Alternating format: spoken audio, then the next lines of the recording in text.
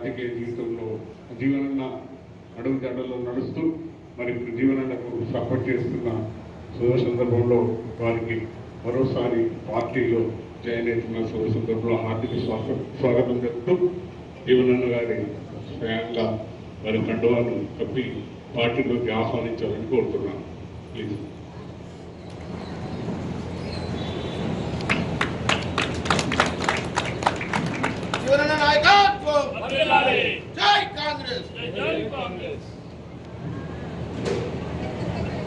హామీలు 100 రోజుల్లో చేసిన ఘనత ఇలా రేవంత్ రెడ్డి గారి ప్రభుత్వం చెప్పక తప్పదు. ముఖ్యంగా మహిళలను దృష్టిలో పెట్టుకొని ఇంటికి వచ్చిన పరిస్థితి కూడా ఉన్నది. అదేవిధంగా 500కే సిలిండర్ చెప్పుకుంటూ పోతే 6 గ్యారెంట్లు దాదాపు 5 గ్యారెంట్లు అయిపోయినాయి. 5వ వార్డు స్వతంత్ర అభ్యర్థి గుంజీల హరీష్ గారు 2 పర్యాలు కౌన్సిలర్గా కొనసాగుతూ ఉన్నారు.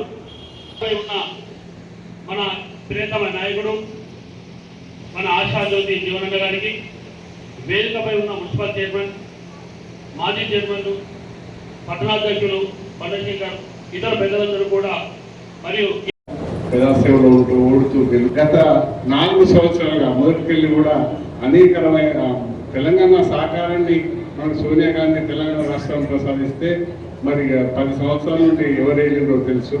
కేడీది అయిపోయింది కాదు, ఇప్పుడు మోడీది ఉంది. మోడీ ఎల్లుండి వస్తుందట, మోడీ కూడా ఇంటికి పోడే అని చెప్పేసి మరి మీ అందరు సంపూర్ణ సహకారం ఇచ్చి పార్లమెంట్లో జీవనాలకు ఓటేసి దిగ్విజయంగా గెలిపించుకోవాలని కోరుతూ మీ అందరు మీ మనసు కోరుతున్నాను. వాళ్ళ కుటుంబానికి వాళ్ళ కొరకే చేసుకున్నారని మీరు గ్రహించి ఈ రోజు రాబోతున్న ఎన్నికల్లో ఖచ్చితంగా మీరందరూ కూడా పెద్ద ఎత్తున మన అభ్యర్థి కాబోతున్న పెద్దలు జీవనన్న గారికి అత్యధిక ఓట్లు వేసి పార్లమెంటుకు పంపాలని. ఎందుకంటే జీవనన్న ఒక మన జగిత్యాల ప్రాంతానికి సంబంధించిన వారు. ఏ ఆపద వచ్చినా ఏ విషయం ఉన్నా మనం పలకరించే నాయకుడు ఇలా జీవన్ రెడ్డి గారు. ఇతర పార్టీకి వెళ్ళి పోటీ చేసే అభ్యర్థులు మనమెవరో వాళ్ళకు తెలియదు, వాళ్ళెవరో మనకు కూడా తెలియదు. కావున మన యొక్క ప్రాంతానికి సంబంధించిన వారు కనుక ఇంత పెద్ద అవకాశం వచ్చింది కనుక మీరందరూ కూడా గ్రహించి మీ తోటి మహిళలు కానీ ఇతరులు కానీ అందరూ కూడా చెప్పి జీవనన్న గారు ఓటు వేసి పార్లమెంటు పంపాల్సిందిగా సందర్భంగా కోరుతా ఉన్నాను. నిజంగా గుగ్గిల హరీష్ గారు బాగా తెలియకలడు అనుకుంటా నేను. బహుశా ఈరోజు రేవంత్ రెడ్డి గారి నాయకత్వంలో కాంగ్రెస్ పార్టీ రాష్ట్రంలో అధికారంకి వచ్చిన తర్వాత నేటికి 100 రోజులు పూర్తయిన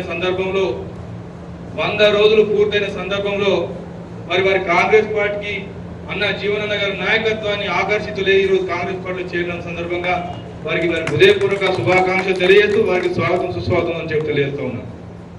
సోదరులారా, స్నేహితులారా, ఎంతో మంది కాంగ్రెస్ పార్టీ కార్యకర్తలందరూ కూడా కష్టపడి మరి తెలంగాణ రాష్ట్రంలో గత 10 సంవత్సరాలు ఉన్నటువంటి ప్రజా వ్యతిరేక పరిపాలన అంతమొందించి ప్రజా సంక్షేమం కొరకు అహర్నిశలు పాటుపడుతున్న కాంగ్రెస్ పార్టీని అధికారంలోకి తీయడం కొరకు కృషి చేసినటువంటి వారందరూ కూడా మరి యువకులు, మహిళలు అని చెప్పే విధంగా నేను చెప్పడానికి ప్రయత్నం చేస్తూ ఉన్నాను.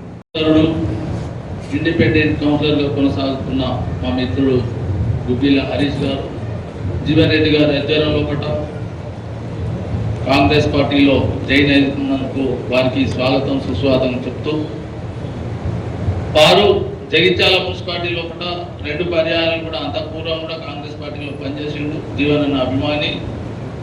మా మాదిరిగానే కాంగ్రెస్ పార్టీకి చాలా సేవ చేసి అప్పుడు ఉన్న పరిస్థితులలో వారు ఇండిపెండెంట్గా పోటీ చేసి అప్పుడు గెలవడం జరిగింది, మొన్న కూడా గెలవడం జరిగింది. వారితో నేను 2 పర్యాయాలు కూడా కౌన్సిలర్గా కొనసాగుతున్నా. ఏది ఏమైనప్పటికీ రాబోయే పార్లమెంట్ ఎలక్షన్ లోపల జీవన్ రెడ్డి గారు పార్లమెంట్ అభ్యర్థిగా ఉంటున్నారని చెప్పి, నిజామాబాద్ పార్లమెంట్గా ఉంటున్నారని చెప్పి మన ప్రతి ఒక్కరికి అందరికీ తెలుసు. వారికి మద్దతు ఇచ్చి వారిని గెలిపించాల్సిందిగా మీ అందరికీ మనవి చేసుకుంటూ సెలవు తీసుకుంటున్నాను. నమస్కారం. పార్టీలోకి వస్తున్న సందర్భంగా స్వాగతం సుస్వాగతం తెలియజేస్తూ, మరి గత ఎన్నికల్లో మనందరం కలిసి తప్పు చేసినాం. ఆ తప్పుకు ఈరోజు మన సార్ ఇక్కడ కూర్చొని పరిస్థితి వచ్చింది. లేకపోతే సార్ మంత్రి హోదాలో ఈ రాష్ట్రాన్ని శాసించే స్థాయిలో ఉండేవాడు మన జీవన్ రెడ్డి గారు. కానీ మన దురదృష్టం ఏంటంటే అందరం ఇలా భాగస్వామ్యం సార్ ఓడుకోవడానికి. కానీ ఇక ముందు ఇక్కడ మంత్రి రాకుండా రేపు కేంద్రంలో వచ్చే ప్రభుత్వంలో సార్ మంత్రి రావాలంటే మనం అందరం అత్యధిక మెజార్టీతో మనం స్థానం పార్లమెంట్కి గెలిపించాలి. ఇప్పుడు ఇక్కడైతే టీఆర్ఎస్ పార్టీది అయితే మొన్న ఎన్నికలతో అయిపోయింది. ఇప్పుడు ఏమన్నా బీజేపీ పార్టీకి మనకు పోటీ. బీజేపీ పార్టీ గతంలో ఎన్నికల లోపల ప్రతి సంవత్సరానికి ఒక 2 కోట్ల ఉద్యోగాలు ఇస్తా అని చెప్పారు. మరి ఎవరికి ఉద్యోగాలు ఇవ్వలేదు. ప్రతి అకౌంట్లో 15 లక్షల రూపాయలు ఇస్తున్నారు. ఎవరికి కూడా డబ్బులు ఇవ్వలేదు. మరి ఒక్కటి కాదు, వాళ్ళు చెప్పిన ఏం కూడా అమలు చేయలేదు. మొత్తం దేశాన్ని అదాని అమ్మాని చేతిలో పెడుతున్నారు. ఏదైనా వాళ్ళకు లాభం వచ్చే పని చేస్తున్నారు, కానీ సామాన్య ప్రజలకు లాభం వచ్చే పనులు వాళ్ళు ఇక్కడ కూడా చేస్తలేరు. కాబట్టి మనం అందరం ఆలోచించాలి. మరి ఇవన్నీ ఆలోచించి మీరు ఇది చాలా కఠినమైన నిర్ణయం తీసుకోవాలి మీరు ఇప్పుడు, లేకపోతే చాలా ప్రజాస్వామ్యం ఇబ్బందులు పడుతుంది. కాబట్టి దయచేసి ఆలోచించి నిర్ణయం తీసుకోవాలని కోరుతూ ఈ అవకాశం ఇచ్చిన కాంగ్రెస్ కుటుంబ అందరూ కూడా ధన్యవాదాలు తెలియజేస్తూ సెలవు తీసుకుంటున్నారు. ఈరోజు గుగ్గిళ్ళ హరీష్ 5వ వార్డు కౌన్సిలర్ కాంగ్రెస్ పార్టీలో జాయిన్ అవుతున్నందుకు ఆయనకు స్వాగతం సుస్వాగతం తెలియజేసుకుంటున్నాము. నిజంగా 2014లో మాతో పాటు కౌన్సిలర్గా ఇండిపెండెంట్గా గెలిచి కాంగ్రెస్లో కలిశారు. అనివార్య కారణాల వల్ల బీఆర్ఎస్కి వెళ్ళడం జరిగింది. మళ్ళీ ఆ పార్టీలో ఉన్నా కానీ ఆయనకు టికెట్ ఇవ్వలేదు. మళ్ళీ 2020లో కూడా ఆయన ఇండిపెండెంట్గా గెలవడం జరిగింది. ప్రజలకు, వార్డు సభ్యులకు, వార్డు ప్రజలందరికీ కూడా సేవ చేస్తాననే ఒకే దృక్పథంతో గెలవడం జరిగింది. నిజంగా ఆయన వార్డుకి సంబంధించి నేను చైర్పర్సన్గా ఉన్నప్పుడు ప్రతిదీ నాకు ఇది వర్క్ కావాలి అనేవాడు. అంటే నాకు ఇది కంపల్సరీ కావాలి అని ఏ విషయం గురించి మాట్లాడేవాడు కాదు. మున్సిపల్ మీటింగ్లో నాకు వార్డుకి సంబంధించిన సమస్యలు ఏదైనా ఉంటే ఖచ్చితంగా నాకు ఇది కావాలి, నా వార్డు ప్రజలకు ఇబ్బంది అవుతుంది అని అడిగేవాడు. నిజంగా అంటే వార్డు ప్రజల మీద ఉన్న ఆసక్తి అంత అలాంటిది. మొన్నటికి మొన్న ఒకసారి చూసే ఉంటారు మీరందరూ, డ్రైన్ తీయట్లేదు అని చెప్పేసి తనే వచ్చి డ్రైన్ ఇవ్వడం జరిగింది. అంటే ఇలాంటి పరిస్థితులు కూడా చేయడం జరిగింది. అంటే ఒక మున్సిపల్ చేయలేని పనులు నేను చేయగలుగుతాను అనేది నా వార్డు, నా ప్రజలు నన్ను గెలిపించారు, వార్డు నుంచి ప్రజలకు న్యాయం చేయాలి అనే పట్టుదలతో ఆ పనులన్నీ చేసిన వ్యక్తి గుగ్గిళ్ళ హరీష్. అలాంటి వ్యక్తి ఈరోజు కాంగ్రెస్లో జాయిన్ అయినందుకు సంతోషపడుతూ, అదేవిధంగా మనకి ఏదైనా ఆపద వచ్చినట్టయితే ముందు మనకు ఒక మనిషి ఉన్నారు, మనకు ఆపదల నుంచి ఆదుకునే వ్యక్తి ఉన్నాడు అని మనకు అండ ఉంటుంది. అలాంటి వ్యక్తి ఎప్పుడు 24 గంటలు ఉండే వ్యక్తి జీవనన్న గారు. కాబట్టి ప్రతి ఒక్కరూ కాంగ్రెస్ పార్టీకి సపోర్ట్ చేసి ఎన్నికల్లో జీవనన్న గారిని గెలిపించాల్సిందిగా కోరుకుంటూ, ఈరోజు మా హరీష్ అన్న గత 2 టర్ముల నుంచి వెళ్ళి అంటే ఇండిపెండెంట్గా నామినేషన్ వేస్తూ గెలవడం జరిగింది. ఆయన సత్తా ఏంటో చూపించడం జరిగింది. అలాగే ఈరోజు ఈ కాంగ్రెస్ పార్టీలోకి రావడం మాకు చాలా సంతోషంగా ఉంది. ఆయన ఇంతకుముందు కూడా కాంగ్రెస్ అంటే జీవనన్న వీర అభిమాని కాబట్టి ఆయన ఎక్కడున్నా జీవనన్న కోసం పనిచేసిరు, ఇక ముందు కూడా చేస్తారు. మనందరం నిస్వార్థంగా పనిచేయాలన్నదే ఒక స్లోగన్గా పెట్టుకోవాలి ప్రతి ఒక్కరు. ఎందుకంటే ఈ ప్రభుత్వం ప్రజల ప్రభుత్వం, మహిళా ప్రభుత్వం కాబట్టి, మహిళల కోసం పనిచేసే ప్రభుత్వం కాబట్టి అందరూ ఆలోచించాలమ్మా. ఇంకొకటి ఏంటంటే, నేను జీవనన్నను గత కొంతకాలంగా చూస్తున్నా, బాగా రోజుల నుంచి కాదు కొంతకాలంగా చూస్తున్నాను. నేను ఒక నాయకుడు మాత్రమే ప్రజల కోసం గెలవాలనుకుంటాడు. ఆయన ఒక ప్రజా నాయకుడని ఈ మధ్య కాలంలో గత కొద్ది కాలంగా నేను తెలుసుకుంది ఏంటంటే, ఆయన ప్రజల నాయకుడు అంతే. ప్రజల కోసం పనిచేసే నాయకుడు. ఆయన కోసం బ్రతుకుతలేడు, ప్రజల కోసం ఆయన కుటుంబాన్ని కూడా ఎన్నడో వదిలేసిండు. ఆయన ఓన్లీ ప్రజల కోసం మాత్రమే బతుకుతాడు. ఇట్లాంటి ఒక నాయకుడు మనకు కావాలి. ఇది అందరూ మీరు ఆలోచించాలమ్మా. ఇప్పటికే మనం చేసిన కొన్ని పొరపాట్ల వల్ల మన ఎమ్మెల్యే పదవి పోవాల్సి వచ్చింది. కానీ ఇక ముందు మనకి ఇంకొక అవకాశం ఉందమ్మా, మీరు అందరూ ఆలోచించాలి. ఇదందరూ మీరు అందరూ దృష్టిలో పెట్టుకోండి. మనం నిస్వార్థంగా పనిచేసి జీవనాన్ని గెలిపించుకుందాం, పార్లమెంట్కి పంపిద్దాం. జై కాంగ్రెస్. నాకు రెండో జన్మనిచ్చిన, నాకు ఓటేసి గెలిపించిన బాలక టోటల్ నేను ఎప్పటికీ రుణపడి ఉంటాను. అది మీకు తెలుసు, నా బలము నా బలహీనత. మీకు ఏ రాత్రైనా ఫోన్ చేస్తే పని చేస్తే అన్ని తీసా అందుబాటులో ఉంటాను. నెక్స్ట్ ఇంకోటి ఏంటంటే, ముందు 2020లో నాకు గుగ్గిళ్ళ స్పోర్ట్ అయితే పింఛన్లు కట్ చేస్తా, అది కట్ చేస్తా అని ఎట్లా అన్నారు. ఎట్లా అన్నా కానీ కూడా భయపడకుండా నాకు ఓటేసిందో, దయచేసి మీకు నచ్చేదాకా నేను రుణపడి ఉంటాను. జీవనాన్నకు మాత్రం ఇక్కడ ఓటేసి ఒక తండ్రి రుణం తీర్చుకుందాం. ఈసారి జీవనాన్న ఓటేది. సోదరుడు గుగ్గిళ్ళ హరీష్ గారు ఏదైతుందో మనం కౌన్సిలర్గా స్వతంత్రంగా ఎంపిక కాబడి మరి ఈ ప్రాంత ప్రజలకు సేవలు అందింపజేయడంలో ఎప్పుడు తన వంతు ఒక గుర్తింపుగా చెప్పట్టు నేను పనిచేసేటటువంటి సేవ చేసేటువంటి ఒక నాయకుడు ఈరోజు ప్రత్యక్షంగా కాంగ్రెస్ పార్టీలో చేరి భవిష్యత్తులో కాంగ్రెస్ పార్టీ బలోపేతానికి రాబోయేటటువంటి సార్వత్రిక పార్లమెంట్ ఎన్నికల్లో కాంగ్రెస్ పార్టీ అభ్యర్థిత్వాన్ని బలపరిచి గెలుపు కోసం పాటుపడాలనే భావనతో హరీష్ గారు మరియు వారి మిత్రులు సహచరులు అందరూ కూడా ఎదుగుతుందో ఈరోజు కాంగ్రెస్ పార్టీలో చేయడానికి ముందుకు రావటం నిజంగా చాలా సంతోషం, ఆహ్వానించదగ్గ పరిణామంగా నేను భావిస్తున్నాను. హరీష్ గారిని హృదయపూర్వకంగా అభినందిస్తున్నాను చెప్పిన కూడా పేర్కొంటాను. నిజంగా ప్రజా జీవితం అనేది ఒక విధంగా మనం వరం లాంటిదమ్మా అని చెప్పి అంటున్నాం. మనం ఆశించినవి ఎన్నో పొందగలుగుతాం, కానీ ప్రజా జీవితంలో ఇతరులు సేవ చేసి మరి ఇతరులకు ఏదైతుందో ఆపదలు ఆదుకునేటువంటి అవకాశం రావటం ఒక విధంగా అదృష్టంగా భావిస్తారని చెప్పండి. నా సుదీర్ఘ ప్రజా జీవితం 4 దశాబ్దాలు గడుస్తుందమ్మా. ఈ 4 దశాబ్దాల కాలంలో నేను అనేక ఒడిదుడుకులు ఎదుర్కొన్నాను. ఆరంభం నుండి 83లో నా ప్రజా జీవితం ఆరంభం అవుతుంది. అప్పటి నుండి ఇప్పటి వరకు అమ్మని చెప్పండి.